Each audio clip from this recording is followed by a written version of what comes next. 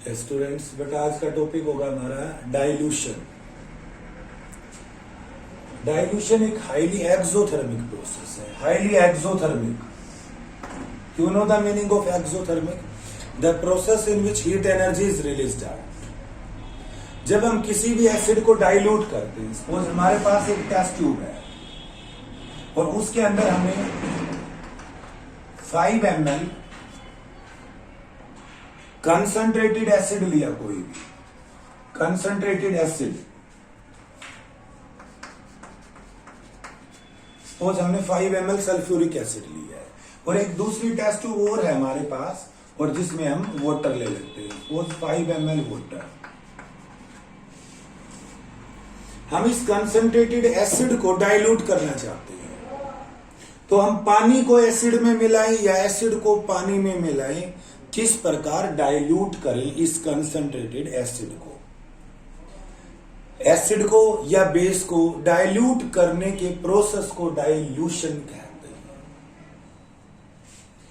While diluting N acid, जब हम किसी भी एसिड को डाइल्यूट करते हैं, why it is recommended that the acid should be added to water. Acid should be added to water, not water to acid. आपको हमेशा ये सलाह दी जाती है during the dilution of an acid और ए बेस कि आप एसिड को पानी में मिलाएं, ना कि पानी को एसिड में। ऐसा क्यों है? जब हम इस वाटर को अगर एसिड में मिला दें तो हाईली एक्सोथर्मिक प्रोसेस है, large amount of heat energy is released out, जिसके कारण मिक्सर में be splash out and cause severe burns on our body और हैंड, और in which dilution process is carried out. You can say beaker और a conical flask, the container, you can say the beaker may be break due to excessive heat generated during the process of dilution. That's why you strongly recommended that acid drop by drop added into water during dilution process. अब what happens during the dilution? ये चीज आपने समझ ली। अब हम उसके अंदर की बात करते हैं कि जो dilution results in decrease the concentration of ions. अगर आप किसी एसिड को डाइल्यूट करते हैं तो उस एसिड के अंदर H पॉजिटिव आयंस एग्जिस्ट नहीं करते freely, it means hydronium ion. H positive और हाइड्रोनियम आयन एसिड के केस में डिक्रीज होते हैं पर यूनिट वॉल्यूम।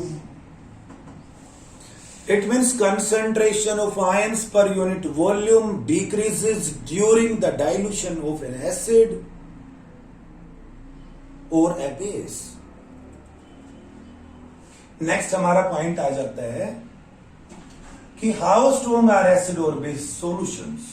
हमारे पास कोई भी एसिडिक और बेसिक सॉल्यूशन है तो वो कितना स्ट्रॉन्ग है,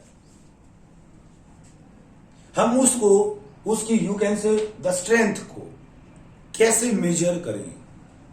सपोज हमारे पास 2 टेस्ट ट्यूब है, दोनों में एसिड है, और अगर आप सेम टाइप का एसिड है, यू कैन से H2SO4, which one is the stronger, हम हाउ वी आइडेंटिफाई। तो उसके लिए हम क्या करते हैं, हमारे पास कुछ सिस्टम होता है, हम उसके अंदर आयंस की कंसंट्रेशन को मेजर करते हैं। तो उसके अलग अलग तरीके होते हैं। एक यूनिवर्सल इंडिकेटर होता है। What is universal indicator? Mixer of several indicators is known as universal indicator. Mixer of several indicators. और वो जो यूनिवर्सल इंडिकेटर होता है वो क्या करता है, show different colours at different concentration of hydrogen ions. Different hydrogen ion concentration के साथ वो डिफरेंट कलर शो करता है, जिसके कारण हम उसकी स्ट्रेंथ को आइडेंटिफाई कर पाते हैं, विच वन इज मोर स्ट्रॉन्गर। एक हमारे पास पीएच स्केल होता है, हम डिफरेंट कलर्स ऑब्जर्व करेंगे यूनिवर्सल इंडिकेटर से, फिर हम क्या करेंगे पीएच स्केल पर उन कलर्स को मैच करेंगे और फिर वहां से उसकी पीएच फाइंड आउट करेंगे। अब ये पीएच क्या होती है?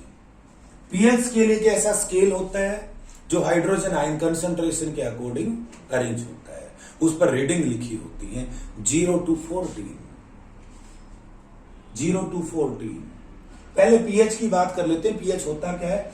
पीएच वास्तव में negative logarithm of hydrogen ion concentration होता है। Negative logarithm of hydrogen ion concentration. आपको हाइड्रोजन आयन दी जाएगी, हाइड्रोजन आयन कंसंट्रेशन दी जाएगी किसी भी सॉल्यूशन की, और उसके अकॉर्डिंग हम पीएच फाइंड आउट कर देते हैं।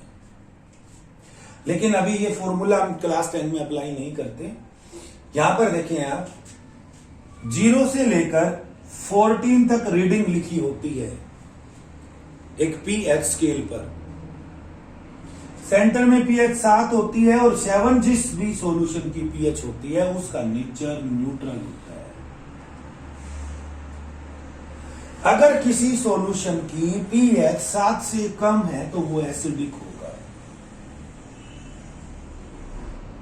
अगर किसी सॉल्यूशन की पीएच 7 से ज्यादा है तो वो बेसिक होगा।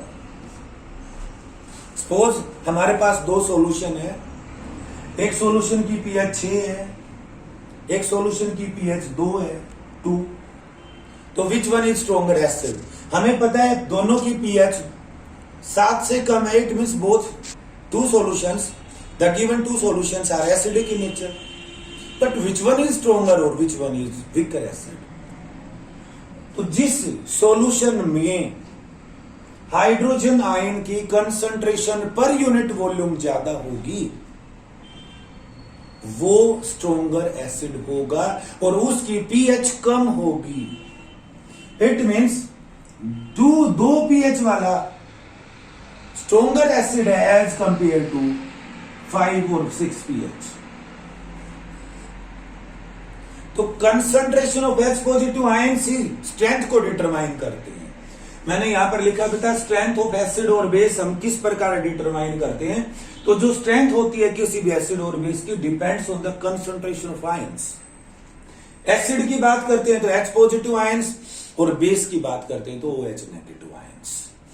यहां देखिए, अब अगर हमारे पास दो सॉल्यूशन है, सपोज एक सॉल्यूशन की पीएच 8 है और एक सॉल्यूशन की पीएच 12 है, तो जिसकी पीएच जितनी ज्यादा उसका नेचर उतना ही बेसिक होगा। तो मैंने यहां पर लिखा है as the pH increases its basic nature also increases, but in case of acidic solutions if the pH of acidic solutions decreases it means acidic nature of the solution increases. तो ये आपका स्ट्रेंथ के बारे में था। Acids और base की कोई भी सॉल्यूशन है हम उसकी कंसंट्रेशन फाइंड आउट करते हैं। उसके अंदर अगर एसिड है तो H पॉजिटिव आयंस, अगर बेस है तो OH नेगेटिव आयन। यहां देखें, कोई भी सॉल्यूशन जो न्यूट्रल होता है मींस जिसकी पीएच 7 होती है उसके अंदर भी H पॉजिटिव और OH नेगेटिव आयंस होते हैं, लेकिन equal in amount. That's why the nature of solution is neutral. आप यहां देखें बेटा, कुछ बच्चों को डाउट रहता है कि अगर किसी की पीएच सपोज 5 है तो क्या उसके अंदर OH नेगेटिव आयंस होते हैं? यस। यहां देखें, ये जो है, ये जो ब्लैक है इसके अंदर ये OH नेगेटिव आयन को रिप्रेजेंट करता है, और ये जो डार्क पोर्शन मैंने किया है ये H पॉजिटिव आयन कंसंट्रेशन को शो करता है। जितने H पॉजिटिव आयंस पर यूनिट वॉल्यूम ज्यादा होंगे उसकी पीएच उतनी ही कम होगी और एसिडिक नेचर ज्यादा होगा। ऐसा ही OH नेगेटिव आयन के केस में है। जैसे जैसे OH नेगेटिव आयंस पर यूनिट वॉल्यूम इंक्रीज होंगे उसकी पीएच बढ़ेगी, बेसिक नेचर बढ़ेगा। अभी आप इसको डाइल्यूशन के साथ जोड़ सकते हैं। अगर आप किसी भी एसिड को डाइल्यूट करते हैं तो H पॉजिटिव आयंस की कंसंट्रेशन पर यूनिट वॉल्यूम डिक्रीज होगी।